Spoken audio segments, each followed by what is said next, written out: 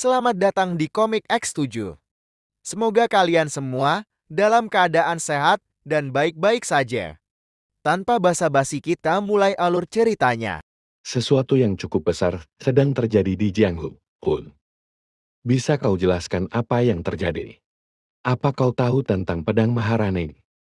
Catatan pedang Maharani, mungkin itu yang disebut Sword Empress. Tentu saja, seorang seniman bela diri mungkin tidak tahu siapa kaisar saat ini. Tapi bagaimana mungkin mereka tidak tahu ahli bela diri terhebat di dunia? Dia dikatakan akan segera mengadakan ritual untuk kembali ke kehidupan yang baik. Di daerah Bayan, tidak jauh dari sini. Apakah itu jadi masalah?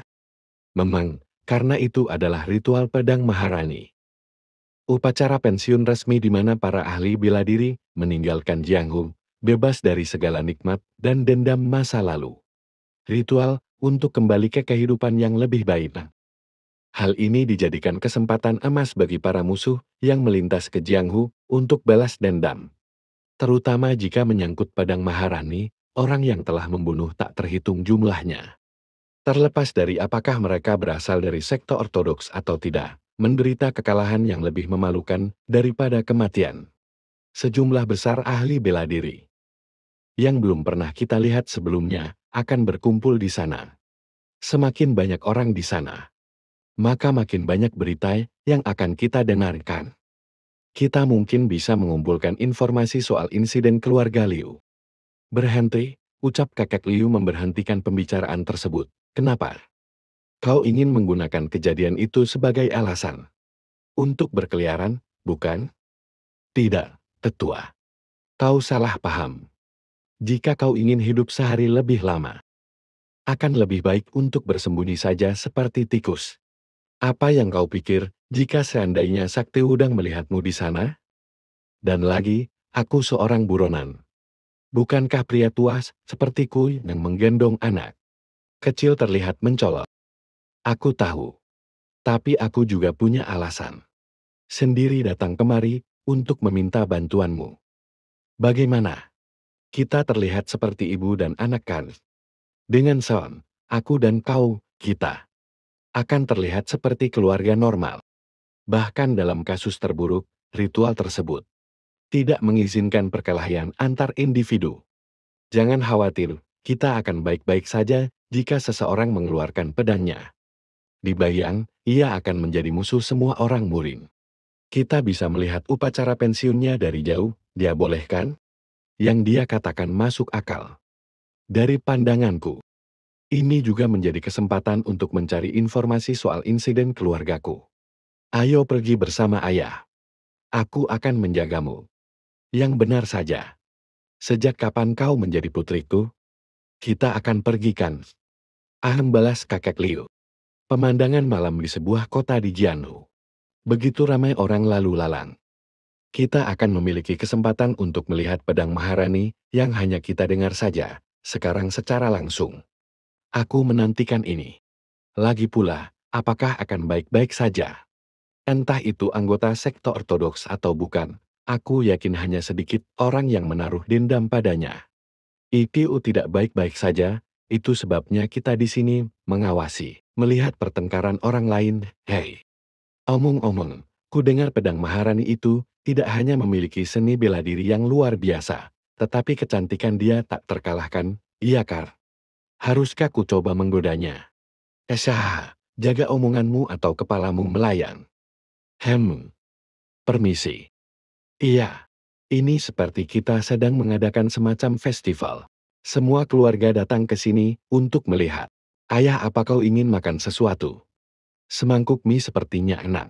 Hei, kau bisa makan yang lebih baik dari itu? Tuan muda, maksudku ketua Punghua memberi kita uang yang cukup. Wow, kalian berdua sudah akrab ya? Aku benar-benar tidak bisa membayangkan kau hidup seperti apa di Sekti Wudang sampai sekarang. Sekti Wudang. Di mana itu? Penginapan Joyos. Semacam bar yang juga menyediakan penginapan. Ramai sekali.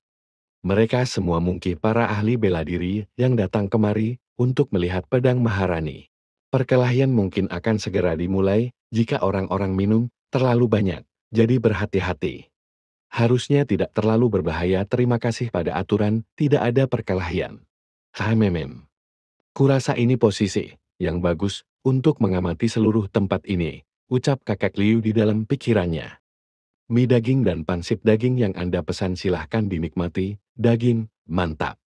Wan kelihatannya enak sekali. Apapun itu, selama ada daging kau bisa makan apapun, Sel. Sel pun makan dengan lahap. Kau sudah dengar. Katanya pemilik asli penginapan Joyous adalah si Pedang Maharani. Omong kosong, untuk apa seorang Pedang Maharani buang-buang uang untuk hal seperti ini? Kudengar uang untuk memperluas penginapan ini berasal dari uang pribadi Pedang Maharani.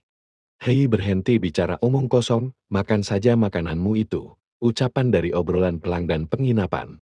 Haruskah aku menyerah untuk mendapatkan informasi lain? Hei pelayan, bawakan aku sebotol minuman lagi.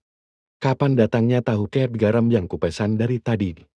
Aku tahu, aku seharusnya tidak berharap banyak di pedesaan, tapi cepatlah. Omong-omong, kau sudah dengar ini? Aku baru-baru ini melawan 5 perampok sendirian. Mereka semua ketakutan seketika aku mengeluarkan pedangku. Ucap seorang pengunjung. Apaan kau? Hei, kau mengabaikanku. Pedang itu kan? Itu pedang Maharani. Wanita itu berjalan masuk bar penginapan. Dalam penyemarannya kakek Liu mengamati pedang Maharani. Ia terlihat sangat anggun dan cantik. Orang itu adalah sang pedang Maharani Soso. Dia terlihat sangat berbeda dari yang kubayangkan. Aku tidak percaya dia seorang pengguna pedang. Ini mie daging pedas yang selalu Anda pesan. Ya, terima kasih. Ia sejenak memandang makanannya. Lalu dia memakanannya dengan cara diminum. Iya, mantap. Inilah rasa yang membuatku tidak berhenti datang ke sini. Ucap Pedang Maharani. Terlihat para bujang tua sedang menatapnya. Pedang Maharani. Aku tidak merasa terintimidasi. Apa dia hanya seorang gadis biasa? Ucap orang-orang di sekitarnya. Sudah kuduga, rumornya selalu berlebihan, Sekal. Kau bisa menang melawan dia dalam pertarungan, kan? Apa yang kau maksud? Aku tidak bertukar serangan pedang dengan perempuan, ucap pria botak dan temannya. Akan beda ceritanya jika itu bertukar segelas minuman, hehehe. Kakek Liu pun bergumam, dasar bego. Omong kosong. Macam apa yang mereka bicarakan? Orang itu sudah jelas sunyeha. Kemana dia? Ucap kakek Liu. Terlihat teman si botak lagi asik makan. Tiba-tiba Pedang Maharani menghampirinya. Kenapa? Para ahli bela diri harus serius dan kaku. Ucap Pedang Maharani. Tidak mungkin, aku bahkan tidak merasakan gerakan dia. Meski aku sudah menjelajahi Jianghu puluhan tahun, aku belum pernah melihat hal seperti ini, gumam kakek Liu. Apa itu arti dari kekuatanmu? Ucap Pedang Maharani. Apa? Lalu kenapa? Itu lebih baik daripada orang sepertimu yang hampir tidak bisa menggunakan pisau dapur. Ucap mereka berdua. Lalu, kenapa tidak kau cari tahu? Siapa aku sebenarnya? Jalang sialan. Ucap pria tersebut. Akan kupotong tangan kecilmu itu menjadi 2 bagian. Ucap pria tersebut yang bersiap menyerang Pedang Maharani. Terlihat sebuah lintasan pedang. Semua orang pun terdiam, tidak bisa percaya. Terlihat kepala pria tersebut melayang. Dia pun mati di tangan Pedang Maharani. Kakek Liu pun kaget dengan kejadian tersebut. Sekali serang. Seseorang sepertiku akan dibunuh dengan sekali serang olehnya. Ternyata ini adalah firasat pria itu jika ia mengeluarkan pedangnya. Jika saja dia mengeluarkan pedangnya sedikit lebih cepat, kepalanya pasti akan melayang. Untungnya, orang itu sepertinya bisa merasakannya, gumam kakek Liu. Apa yang kau lakukan? Jika kau ingin mengeluarkan pedangmu, lakukanlah, ucap Putri Maharani. Tidak, sepertinya ada sedikit kesalahpahaman. Kesalahpahaman? Mampus aku. Aku hanya bertanya, sepertinya kau juga salah paham juga, ucap Pedang Maharani. Silahkan nikmati makananmu sebelum pergi, ucap Pedang Maharani. Untungnya kita selamat. Sword Empress ya. Aku bahkan tidak paham dengan kekuatan orang itu. Pedang Maharani kita ganti aja jadi Sword Empress biar keren. Aku tidak menyangka bisa melihat Sword Empress secara langsung. Aku tahu datang ke sini itu terlalu gegabah. Tapi syukurlah. Obrolan kakek Liu dan Yun He. Baguslah impianmu sudah tercapai, sekarang waktunya kembali ke gunung, ucap kakek Liu. Kenapa? Upacara pelepasannya akan dimulai, balas Yun He. Sudah jelas itu bukan tempat kita bisa mendapatkan informasi kan? Itu pimpinan aliansi Murim, di mana, di mana? Oh itu benar-benar pimpinan aliansi Murim. Apa di belakangnya itu Yu Kuang-jin dari Sekte Kunlun? Blood Sovereign juga ada di sini. Ucap para ahli bela diri. Orang itu adalah pimpinan aliansi Murim. Tidak heran aku bisa merasakan aura yang besar dari kejauhan. Pasti ada seseorang di antara mereka yang menjebakku, gumam kakek Liu. Melihat banyaknya dari mereka yang berkumpul seperti ini, sepertinya akan sia-sia jika langsung pergi. Ayo ikuti kerumunan itu, dan perhatikan dari jauh, siap ayah. Balas Yun He. Bagaimanapun, aku sebelumnya belum pernah melihat pimpinan aliansi Murim itu. Sejak kapan dia menjadi pimpinan aliansi Murim? Gumam kakek Liu. Sepertinya sekitar setahun yang lalu, ada banyak keributan di Jianghu tentang bagaimana bisa seorang anggota sekte Mei menjadi pimpinan aliansi termuda. Bukannya dia menakjubkan? Siapa sangka dia bisa menjadi master terbaik dari 9 sekte besar di umur yang masih muda. Jika itu setahun yang lalu. Waktunya bertepatan dengan tragedi keluarga kami. Bagaimanapun, katanya mata pimpinan terluka oleh Sword Empress. Ya, itu tentu saja hanya sebuah rumor. Hen, apa-apaan? Biarkan aku lewat. Berhenti mendorong. Terlihat kerumunan ahli bela diri yang ingin masuk. Prajurit dari aliansi Murim menutup jalan. Gumam kakek Liu. Semuanya harap mundur. Kalian tidak bisa mengikuti upacara pelepasan. Ucap pria penjaga itu. Dua ahli bela diri pun berkata. Kami menghabiskan waktu 10 hari untuk berjalan ke sini, dan kalian ingin kami kembali? Omong kosong apa ini?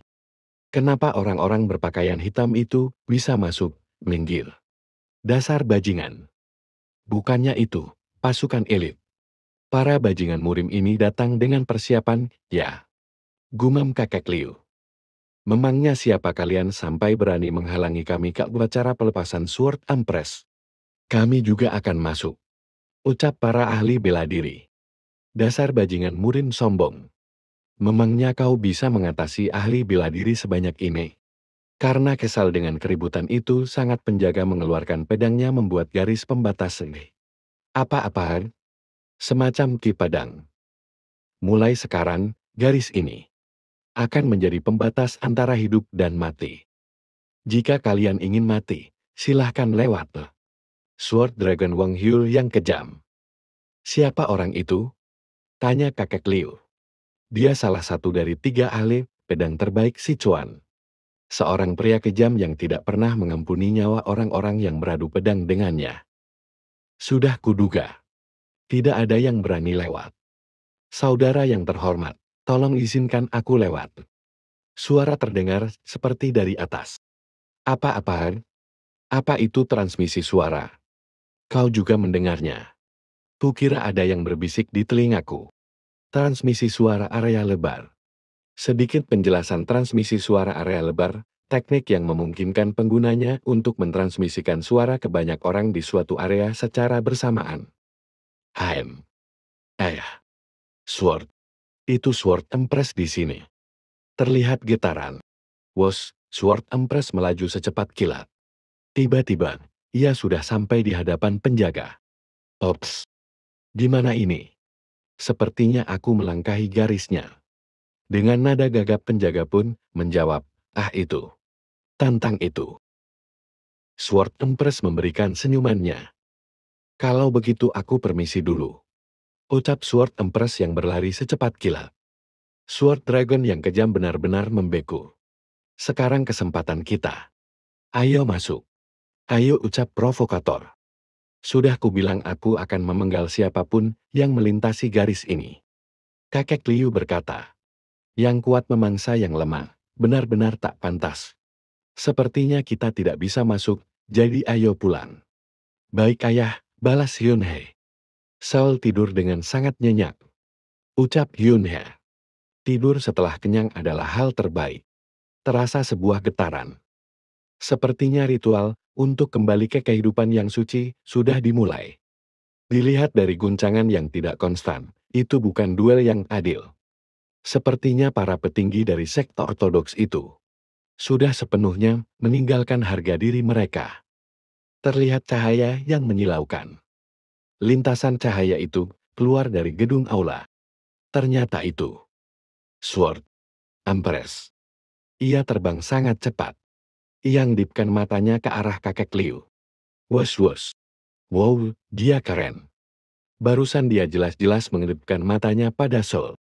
Jangan, biarkan dia kabur. Wos. Apa-apaan mereka semua? 10 orang besar di antara master bela diri murim.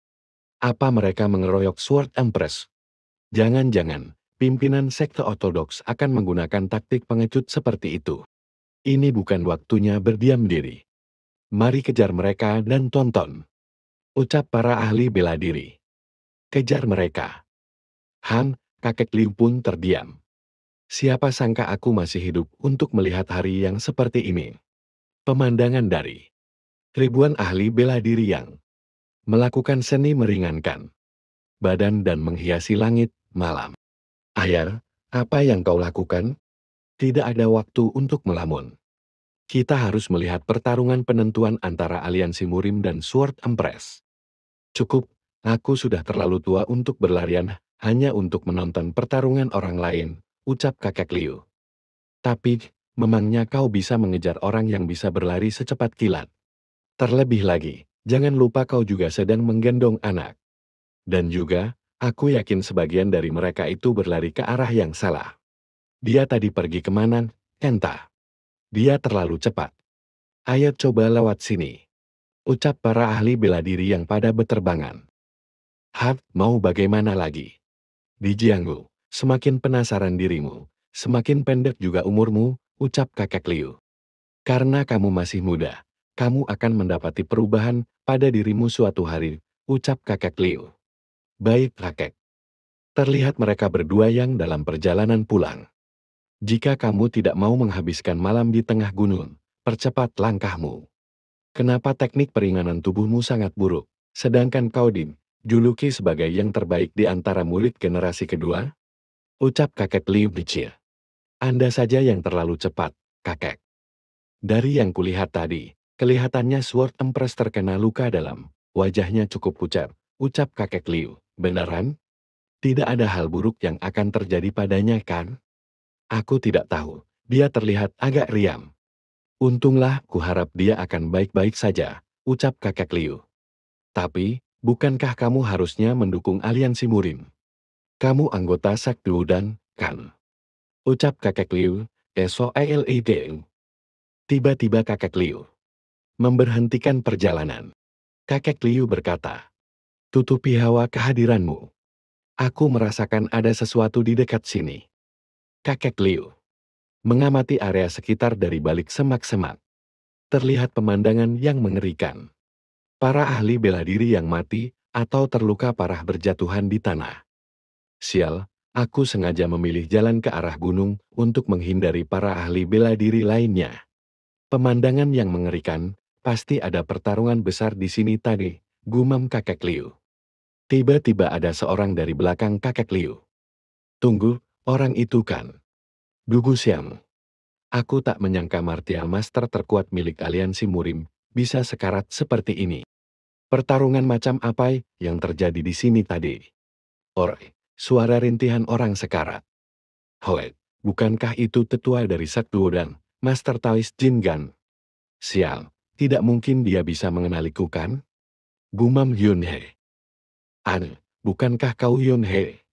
Kemarilah. Hade. Kenapa kamu berpura-pura tidak mengenalku? Bukankah aku memberimu perlakuan spesial? Kurasa Anda salah orang. Kakek tua yang sekarat berkata.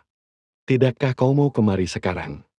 Secepat kilat Hyun He memenuhi panggilannya. Anda memanggil saya? Balas Hyun He. Sial, dia dengan bergerak dengan refleks setelah mendengar perintahnya. Gumam kakek Liu. Kerja bagus, kamu lihat orang itu. Sword Empress. Dia menyalurkan kinya. Apakah dia menderita luka dalam yang parah? Tak kusangka dia bisa menyembunyikan hawa kehadirannya seperti itu. Luar biasa. Habisi dia. Dia tidak bisa bergerak. Jadi yang harus kamu lakukan adalah menusuknya. Yun He membalas. Saya tetua. Benar, jika kamu membunuhnya, aku tidak akan menanyakan soal apa yang terjadi padamu belakangan ini, dan aku akan menjadikanmu sebagai pahlawan dari aliansi Murin. Benarkah? Aku bisa menjadi pahlawan dan kembali ke Gunung Wudan? Ya, saat itu terjadi, kamu akan menjadi kakak senior pertama. Tidak, tidak ada orang lain yang cocok selain dirimu untuk mengisi posisi master di sekte Wudang suatu saat. Nanti, ucap tetua. Tetua, Anda benar-benar peduli padaku. Yun Hai mengambil pedangnya, tapi dia malah menebas tetua sekte Wudang. Ia kembali mengingat masa lampaunya. Apakah Anda masih menganggapku sebagai seorang kacung? Ucap Yun He. Tetua pun berkata, kau jalan gila. Tidak mungkin. Dia berhasil menjaga organ vitalnya pada situasi seperti itu. Gumam Yun He. Beraninya kau jalan. Tiba-tiba sebuah tongkat melintas di samping Yun He. Bam, bam, serangan tongkat itu mengenai perut tetua Wudang. Kuak-kuak. Tetua Wudang merintih kesakitan. Dasar bajingan. Kau pikir kau bisa selamat setelah melakukan hal seperti ini? Ucap tetua Wudang. Ketua aliansi akan sampai sebentar lagi. Sekte Wudang. Murid generasi pertama Chang Myong. Kakek Liu berkata, apa kau mengenalku? Kau, tombak terbaik Shangxi? Hei, bukankah kita ini teman yang bergabung ke skuad penaklukan aliansi Murim untuk melawan Demonic Tooth 40 tahun lalu? Kenapa kau melakukan ini? Ucap tetua. Dan kakek Liu berkata, aku akan bertanya dulu. Apa kau tahu kenapa anak-anakku dibantai dan dihabisi oleh aliansi Murim? Ucap kakek Liu. Ah, itu aku tidak tahu. Kau tidak tahu. Tapi kau masih mengaku kalau kau yang menjadi dalang di balik semua itu, pun. Ucap kakek Liu dengan nada sangat marah. Tidak, soal itu. Junhe memanggil kakek Liu. Ketua aliansi akan datang sebentar lagi. Selamat tinggal, aku akan mendengar alasanmu di neraka nanti. Bajingan, beraninya orang tua pensiunan sepertimu mengatakan hal seperti itu padaku, sang martial master absolut. Memangnya kenapa? Apa yang bisa kau lakukan dengan itu? Ucap kakek Liu. Kakek Liu berkata, tak peduli itu dulu atau sekarang, kesombonganmu masih tetap sama. Kalau begitu, ayo pergi. Sword Impress. Ucap Seon. Seon, kapan kamu bangun? Balas kakek Liu. Bocah, kamu mengenalinya juga. Han, apa yang harus kita lakukan dengannya? Ucap kakek Liu. Kita mungkin tidak saling kenal, tapi karena ini takdir, aku akan membawamu ke tempat aman. Jika kau tidak mau, anggukan kepalamu sekali. Kelihatannya dia masih menyalurkan kinya. Apa dia akan baik-baik saja kalau kita menyentuhnya? Mereka yang telah mencapai level ini biasanya tidak memiliki batasan berkat aliran pembuluh darah mereka yang bebas. Jika mereka memantapkan pikiran mereka, mereka bisa menggunakan kekuatan mereka kapanpun, gumam kakek Liu. Jika kau berusaha untuk melukai Sword Empress sesuai perintah tetuamu tadi, kau bisa mati. Ayo pergi sekarang. Aku merasakan ada seseorang yang sedang mendekat. Kakek Liu berkata, ayo pergi ke Gunung Yangzhou. Jin He membalas. Mungkinkah Anda berpikiran untuk membawanya pulang? Kita telah menetapkan keputusan ini. Kita sudah tidak bisa mundur lagi sekarang, ucap kakek Liu. Pemandangan Gunung Yangzhou. Situasi ini cukup sulit bagi Anda, kakek, ucap Yun He.